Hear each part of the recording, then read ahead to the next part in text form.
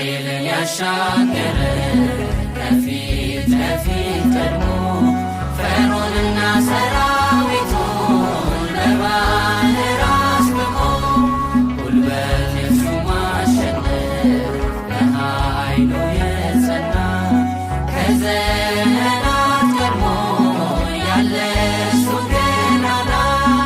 እጅግ የተፈራ ድንቅን የሚሠራ ቀድሞ የነበረ ሁሉን የፈጠረ ዕድሜን ያሸበተ ጥልቁን የከፈተ